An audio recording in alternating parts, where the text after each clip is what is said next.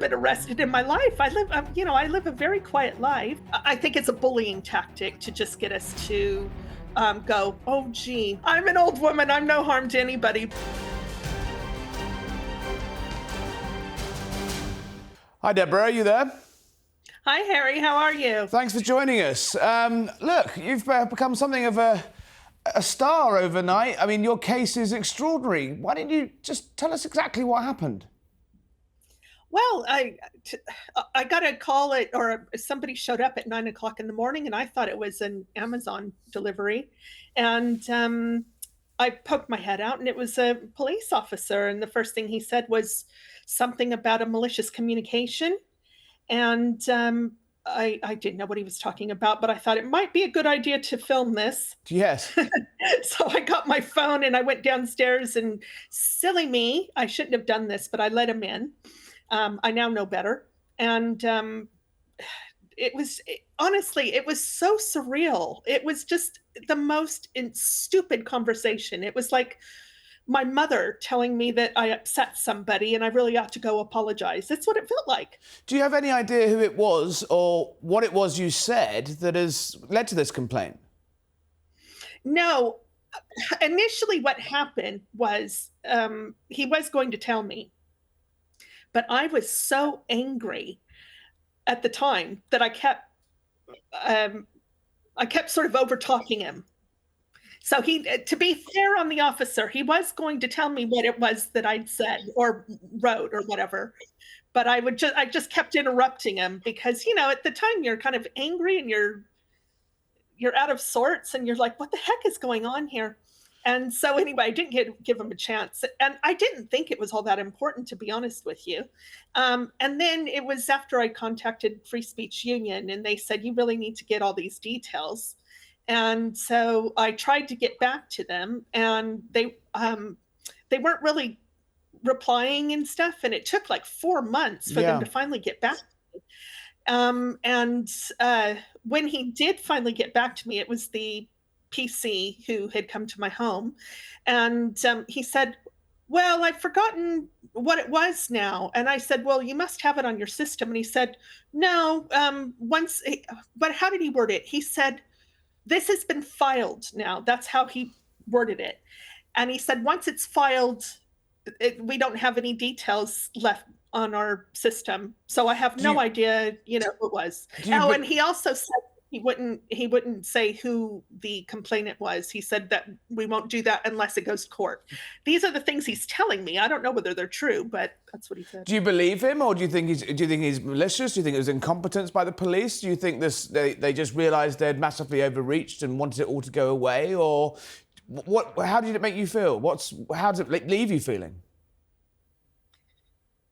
I have no idea what to think. It could have been a combination of all of those things. But I was certainly angry.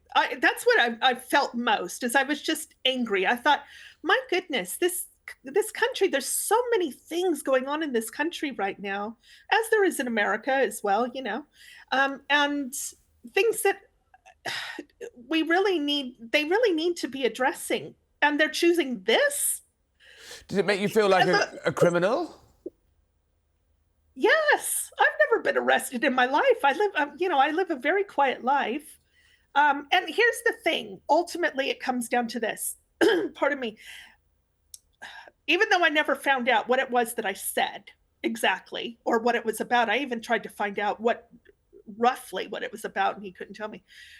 The point is this. He said it wasn't against the law. This was not, he wasn't going to arrest me.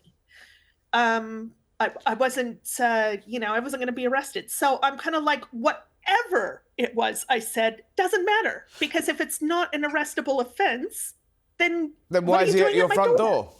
Exactly. Absolutely. Look, I've had a look at some of the things you've posted online. They seem, you're obviously politically engaged. You're obviously a supporter of President Trump. You follow politics. You comment on politics. Do you ever feel like you crossed the line at any point online, or do you just feel, is there anything you think it could possibly be that might have, crossed that line? I feel that it's more you feel that it's more likely over here than it would be in America. Yeah. And I think it's more the uncertainty over here because it all seems kind of vague, what they decide to pull you up on and what they decide to, Very vague, um, yes. yeah, that's really what it is because there's nothing clear cut where you can say, okay, I know I can't say that. It's not like that. It's just vague. And What's it's your... almost like, Go on, go carry on. on, sorry. Yeah, it's almost like if they're not busy that day, then they'll go see if they can, you know, um, I don't know. Find some What, door to knock on. that's it. It's like, oh, you're having a slow day, so yeah, I'll just go knock on a door. That's what I got. That was the impression. What's your a couple of things? What's your message to your fellow American citizens in Britain and your American friends and family back home about how this makes you feel about Britain and how careful people need to be? To be honest, most people are very, very aware of what's going on in the UK and are actually really scared for me, because they know I'm political and I like to, mouth off. And I mean, I don't say anything that would cross lines, but I've got opinions. Of course I do.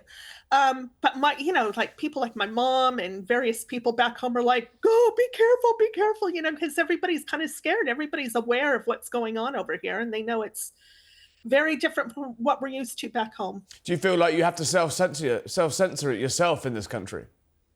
Very much, very much. And I think, I'll be honest with you, I think that's what these visits are about. I think they're about getting us to self-censor. I think it's a bullying tactic to just get us to go, oh, gee, should I or shouldn't I? I won't, sort of thing. But they picked the wrong old woman for that. Very good, very good. And what's your message to President Trump? He's just left Britain, but he did sort of raise the issue of free speech. Do you think the president should do more to stand up for American citizens? That's a tricky one. I know a lot of people would like him to, and other people would like him to butt out. I don't have the answers to these things in the world. I know that, look, Starmer had brought in a bunch of people to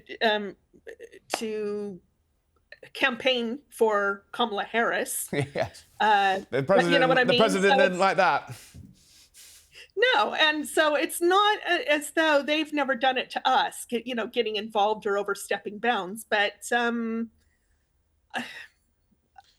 I really don't know how this thing should be handled, because ultimately Britain is Britain and America is America, and I love both countries equally.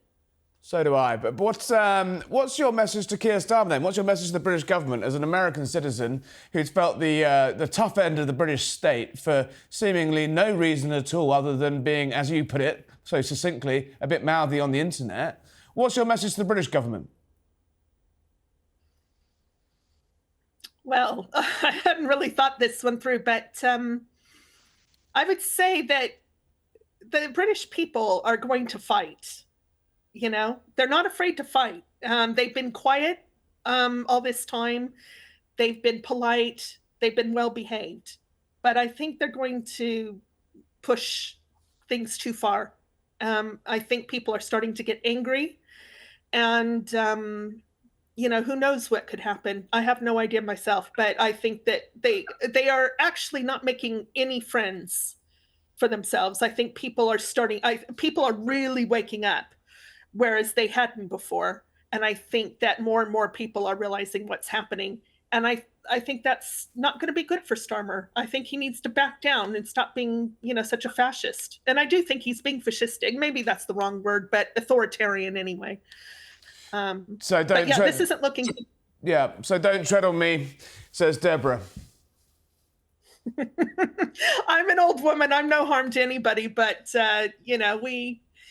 people don't like being bullied, not the British, not the Americans, and that's it. I hear you. Deborah, thank you for joining us on Harry Cole Saves the West. Chin up. Most welcome. Thank you. Bye-bye. Bye-bye.